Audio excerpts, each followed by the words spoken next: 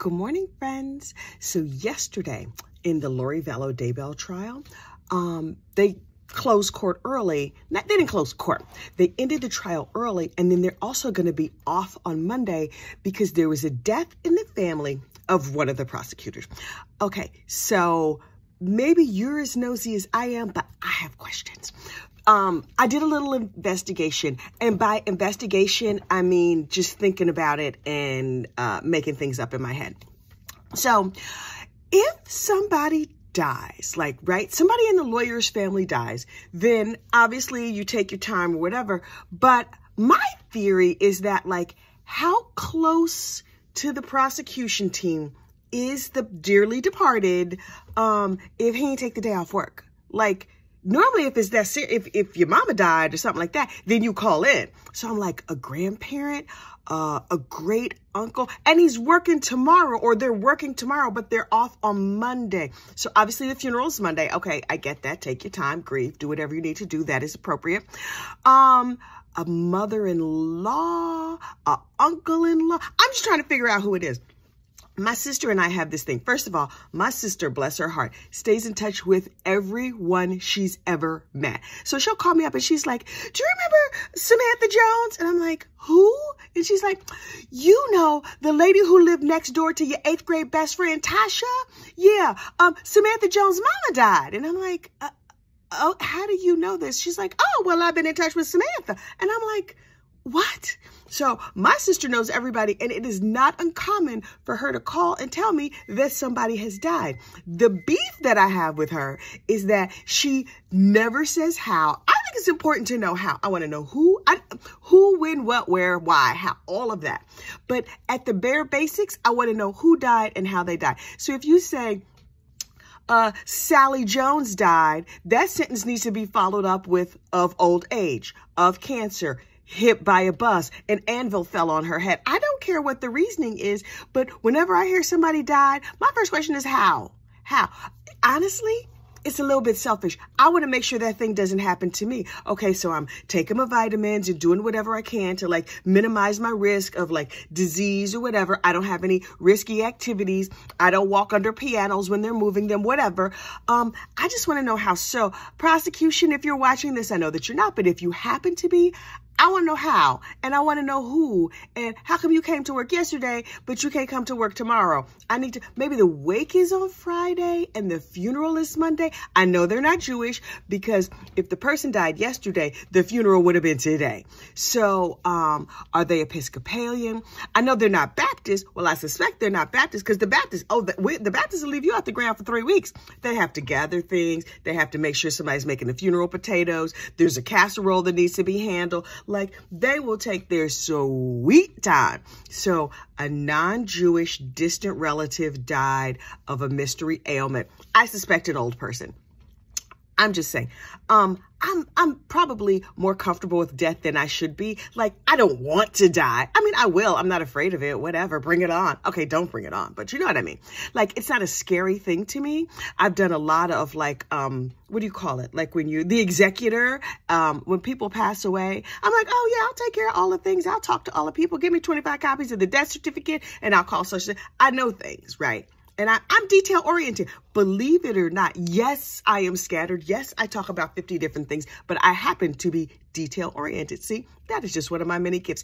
In other court news, the nasty neighbor murder trial wrapped up yesterday. And I think the jury gets the case. If they didn't get it yesterday, then they'll definitely get it today, because they had closing arguments yesterday. Here's the thing. Just to recap, in case you're not up on this particular case, there was a punk kid, he was 20, something like that. But to me, child, that's a kid. A punk kid was speeding down the street all the time, and his neighbors would come out and be like, you crazy kid, whatever. The neighbors kept going back and forth. And the dad in the punk kid was living with his grandparents. What happened to his mom and them? Was he such a pain? Hang on, you know I need my coffee. Was he such a pain in the neck at his mama's house that she sent him to live with the grandma, because he was living with his grandma? So he also was on TikTok a lot. But what young person, and some oldsters, I see y'all oldsters over there on TikTok. All kinds of people were on TikTok. So the neighbors kept being like, you better stop, la, la, la, la, la, la, la. So he was recording them and putting them on TikTok every time they had an altercation. Did he do it for hits or likes or fans or whatever? Probably. Honestly, he probably just did it for attention and because he knew that it pushed their buttons. Fine. Annoying, but fine. So the neighbor and the family, it was a man, a wife, and his 2 kids, these neighbors. It got increasingly angry. The truth is, anybody could have de-escalated this situation at any time. He could have stopped speeding down the street. He could have stopped putting it on TikTok. They could have not gone to his house in a threatening fashion. So what happened was on this particular day, this man, a former corrections officer, his wife, armed with a video camera and 2 sons, went on this kid's property and were like, come on out here. What you got? Da, da, da, da, da, da. The kid comes out of his house with a knife and a stun gun to defend himself. These 4 neighbors, 4 against 1, went on him. Yes, he is annoying. Yes, you wanted to smack his silly face, but like a fist fight and you're a corrections officer and you are a grown-up. I mean, everybody was a grown-up in this story, but everybody was equally ridiculous. So they go on this man's property while videotaping it and start a fight with him, a fist fight. Well, they brought their fists. He brought his knife to a fist fight. And there's a back and forth.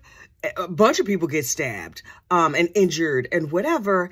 And then ultimately, the guy, the former corrections officer, dies of his wounds. It's a terrible, terrible case.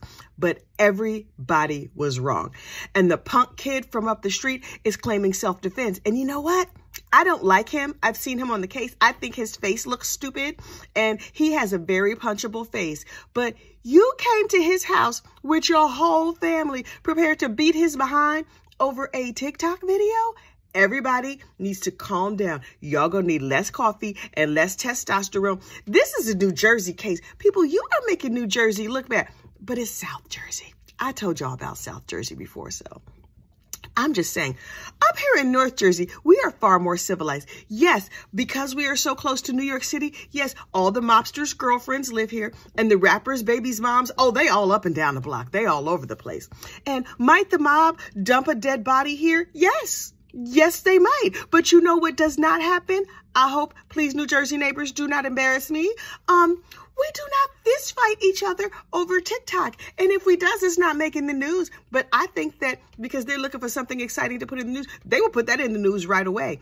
But, So if a mobster happens to accidentally, I don't know, murder somebody in New Jersey, in New York, yes, they might dump them in a abandoned car in front of your house. But you know what we do up here in North Jersey? We call the cops because you can't leave a car on the street just in front of somebody's house. Like, hello, officer, there is an abandoned car in front of my house. It has been here for 12 hours. And then the nice police people will come and take it away and check the trunk and take the body out before flies come or whatever. They keep our property values high. That's how that works.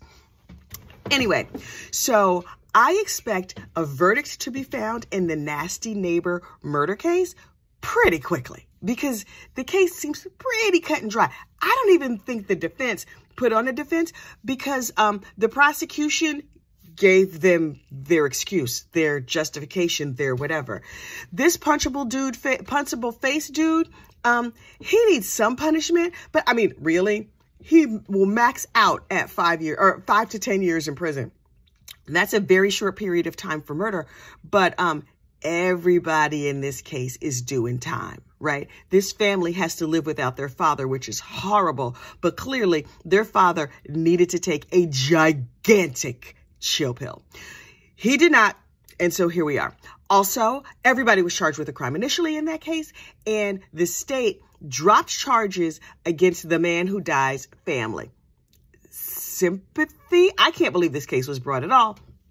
But whatever, that's not where I excel. If your mom and them died, then I can help you with that. But figuring out who should be charged and who should not be charged, no, that is not my area of expertise. Although I will jump on YouTube with lots of opinions, and I will Monday morning quarterback. You can tell I'm not up on the sports ball because I don't know none of them references. But I will, after the fact, be like, you shouldn't have done it like that. Oh, I have opinions. I got opinions aplenty. Other than that, I don't think there's a lot going on in court. I think I mentioned the other day that Suitcase Sarah's case got pushed until July 10th, I believe. Suitcase Sarah, for the uninitiated, is the lady who got drunk, and I think her boyfriend was drunk too. She put him in a suitcase because they were playing a game of hide and seek. People, you are grown. Do not play hide and seek. And then she zipped him in a suitcase, video recorded him as he struggled to get out. And she was like, see, that's what you get. And then she was so drunk, she went to bed, woke up the next morning and was like, oops, I might have accidentally killed him. Girl, Sarah. And because she was blacked out drunk, she didn't even realize that she had recorded him. Oh, y'all need Jesus. There's no two ways about it. You need Jesus or Buddha or to light a candle. I don't know. You need something, not alcohol and not narcotics. Shout out to my narcotics enthusiast friends. I do not approve, but if you're not killing anybody other than yourself, obviously, then that is between you and your narcotics. I just get help. Get help, friends. Okay, so the Whispering Detective, not the Whispering. Oh, wouldn't that be a good title for a book? Okay, but he's not a detective. He is the Whispering Defense Attorney in the Lori Vallow Daybell trial, who is every time he opens his mouth begging you to keep him safe because he's just doing his job. He's like, hi, I don't want to be offensive. Please don't fire by my house. We have questions for this witness, but I'm very nice. My client is evil, but I took in a stray kitten yesterday on the way home from work. Anyway, so the Whispering Defense Attorney, he's going to be back in court today. They're going to release the tapes at the end of the day, which I will listen to while I fall asleep, because what helps you sleep better than a nice relaxing murder? Sometimes that's just what you need. You know how you're tired, you had a wound up day, and then you put on Dateline and the dulcet tones of Keith Morrison saying, on a quiet street called Elm Street, a family seemed perfectly normal until they attacked a neighbor who was speeding down the street. Whatever. You know how it goes. Anyway, so we're going to have to find a nice tonight we will have a nice relaxing murder to listen to as we drift off to sleep and have sweet, sweet dreams. And then I will be back here tomorrow to talk about it. In the meantime, you have a great, safe day. I'll talk to you later. Bye.